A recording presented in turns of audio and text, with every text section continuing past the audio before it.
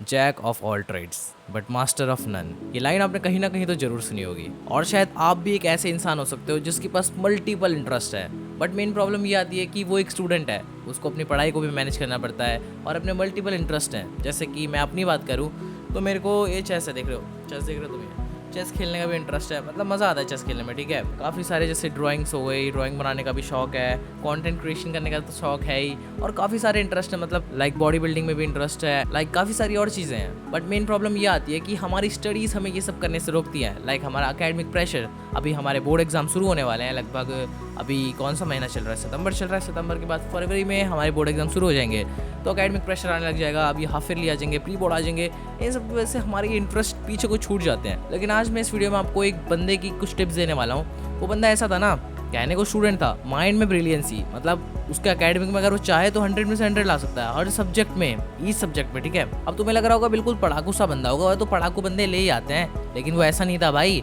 वो सिर्फ पढ़ाकू ही नहीं, वो हर फील्ड में अच्छा था। लाइक अगर तुम स्पोर्ट्स की बात करो, अगर तुम कोई सी भी फील्ड की बात कर लो, वो हर फील्ड में मतलब तुम्हें आगे ही दिखेगा। उसे आता होगा लेकिन वो कभी भी मतलब दिखाएगा नहीं कि मुझे आता है, और उसे सब चीज़ आती थी, मतलब एकेडमिक में आगे, स्पोर्ट्स में आगे, फाइटिंग में आगे, हर चीज़ में आगे यार। तो इस वीडियो में हम यही चर्चा करने वाले हैं कि हम इस बंदे की तरह कैसे पढ़ें और पढ़ाई में वो क्या स्ट्रेटेजी अपनाता था जिससे उसके ग्रेड्स हमेशा अच्छे रहते थे। अरे हाँ यार, तुम्हें बंदे से मिलाना तो भूल ही गया, ये देखो, ये दिख रहा है, ये कियोताका अयानो कोजी, मतलब ये बंदा बहुत क्रेजी है यार। चलो वीडियो स्टार्ट करते हैं, फिर बताता हूँ इसकी कुछ टिप्स तुम्हें, और इन टिप्स से तुम लिटरली अपने क्लास में टॉप मार सकते हो और अपने टॉपर्स की जगह छीन सकते हो। टॉपर्स को फेंक के धक्का मारो, अरे भाई हट भाई, तेरे से कोई तगड़ा मार्क्स लाने वाला है, अब ये मेंटलिटी आएगी तुम में, और भाई तुम खतरनाक लेवल पे कम बैक करने वाले हो। तो चलिए शुरू करते हैं पॉइंट नंबर 1 से, smart studies, systematic learning. Ayanokoji का एक गोल्डन रूल है, स्टडी को हार्ड नहीं बनाना, उसको हमेशा स्मार्ट तरीके से पढ़ना है। वो कभी भी 8-10 घंटे रट्टा मार के नहीं पढ़ता था भाई, उसका फोकस होता था कॉन्सेप्ट क्लैरिटी पे। वो हमेशा कॉन्सेप्ट पे फोकस करता था, मतलब वो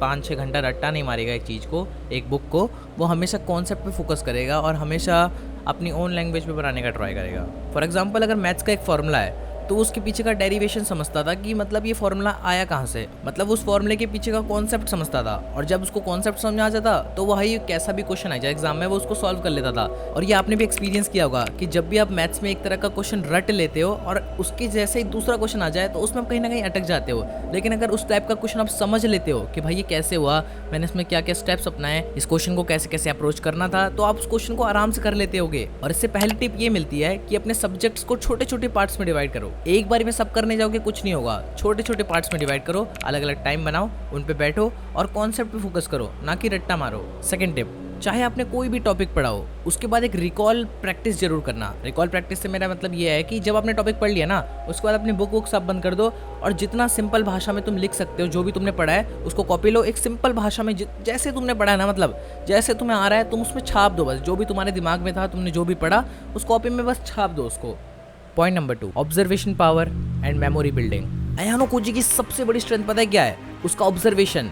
वो हर चीज को इतनी बारीकी से ऑब्जर्व करता था कि मैं क्या ही बताऊं, चाहे वो एग्जाम पेपर का पैटर्न हो या फिर अपोनेंट की बॉडी लैंग्वेज, वो मतलब हर चीज से लेकर हर एक चीज को नोटिस करता था। और हाँ, कुछ लोग स्ट्रेस में आ जाएंगे कि क्या हम भी सब चीज़ ऑब्जर्व करें, क्या हो रहा है हमारे आसपास, फिर तो हम पढ़ाई पे ध्यान ही नहीं लगा पाएंगे कि क्या क्लास में चल रहा है, अगर हम लोगों को ऑब्जर्व करते रह जाएंगे, ये कोई ये क्या कर रहा है, वो क्या कर रहा है। अरे नहीं नहीं, इसका सिंपल सा मतलब है बस क्लासरूम में थोड़ा सा ज़्यादा अटेंटिव रहो, मतलब टीचर जो पढ़ा रहा है उसको तो सुनो ही सुनो, लेकिन जो वो बता रहा है उसको अपने दिमाग में घुसाओ। And third point is active recall. इसकी चर्चा मैंने पहले में भी की थी शायद, बट मैं इसको आपको डीपली समझाने वाला हूँ क्योंकि ये गेम चेंजर है। पहली बात, ये काम क्यों करता है? जब हम खुद से रिकॉल करते हैं कि हमने क्या पढ़ा था तो हमारा ब्रेन और भी ज़्यादा शार्प बनता है। तभी शायद स्कूल्स में एग्जाम भी लिए जाते हैं, कभी कभी सरप्राइज टेस्ट होते हैं ना, तो वो एक तरह से रिकॉल टेस्ट ही होता है, लेकिन इससे सच में हमारी मेमोरी स्ट्रॉन्गर बनती है। अरे भाई तूने बता तो दिया कि इसको फॉलो करो, लेकिन कैसे फॉलो करें वो भी तो बता दे। चलो भाई आपको बताता हूँ। पहला है क्लोज बुक रिकॉल। पढ़ाई के बाद बुक बिल्कुल बंद करके साइड में रख दो और जितने भी तुम्हें पॉइंट याद है, 5, 10, 15, 20 जितने तुम्हें पॉइंट याद है ना, सबको कॉपी में लिख डालो भाई। और अगर कुछ तुम्हें लग रहा है कि हाँ यार ये मिस कर रहा हूँ, मुझे याद नहीं आ रहा कि मैंने क्या पढ़ा था,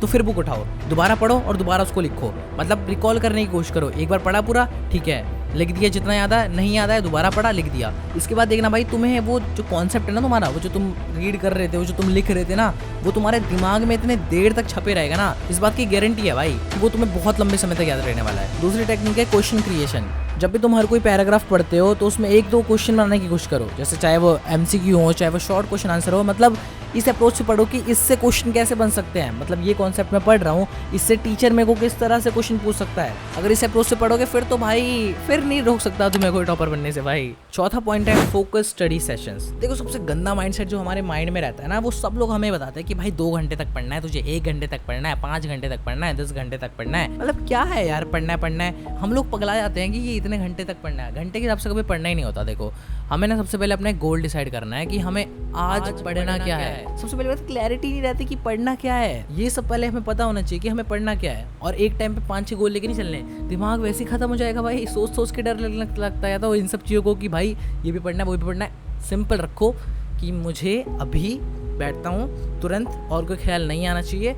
बैठूंगा, बिजनेस का ये वाला चैप्टर, उसका ये वाला टॉपिक अभी पढ़ूंगा और बाद में रिकॉल करूंगा। ये क्लैरिटी होनी चाहिए माइंड में, तब माइंड थोड़ा कम डिस्ट्रैक्ट होगा। और एक बोनस टिप मैं आपको देना चाहता हूँ जिसको पर्सनली मैं खुद अप्लाई करता हूँ, और मैं काफ़ी दिनों से, मतलब काफ़ी दिनों नहीं, काफ़ी लगभग साल तो हो ही गया होगा, साल हो गए होंगे इसको अप्लाई करते करते। इस ट्रिक में पता सिंपली होता क्या है, तो मैं सिंपल बता रहा हूँ। जैसे तुमने कोई भी टॉपिक पढ़ा तो उसके बाद मैं खुद को रिवॉर्ड दूंगा कि भाई तूने ये पढ़ाई की है तो ये तेरा रिवॉर्ड है। रिवॉर्ड कुछ भी हो सकता है। जैसे मैंने सोचा कि मैं एक मूवी देखूंगा आज का टॉपिक पढ़ने के बाद, तो मैंने टॉपिक पढ़ा और मूवीज़ देख ली, तो मेरा ये रिवॉर्ड हो गया। तो ऐसे तुम भी खुद को रिवॉर्ड दे सकते हो। और सबसे इंपॉर्टेंट टिप इसमें पता है एक और क्या है, कि जब भी तुम्हारा मन कर रहा है ना कि अभी चल, अभी अभी रील स्क्रॉल कर ले, अभी रील स्क्रॉल कर ले, अपने आप को बस एक चीज़ बोलो, 5 मिनट बैठ जा भाई। जब भी मन ऐसा कहेगा ना, कहना बस 5 मिनट रुक जा भाई, मैं जा ही रहा हूँ, मैं ये सब चीज़ें देखने जा रहा हूँ। और मन को ऐसी प्रोकास्टिनेट करते रहो, देखना फिर उसका रिजल्ट भाई बहुत क्रेजी आता है। तो दोस्तों यहीं पे अपनी वीडियो समाप्त होती है। ओके देन, जाओ अभी फटाफट से जाओ, इन सब चीज़ों को, कुछ चीज़ों को अप्लाई करो। और मिलता हूँ आपसे अगली वीडियो में। अब मैं भी थोड़ा पढ़ने जा रहा हूँ, बहुत ज़्यादा मोटिवेशन मार लिया, मेरी भी पढ़ाई ख़त्म हो रखी है, थोड़ा मैं भी पढ़ लेता हूँ। बाय। ओके।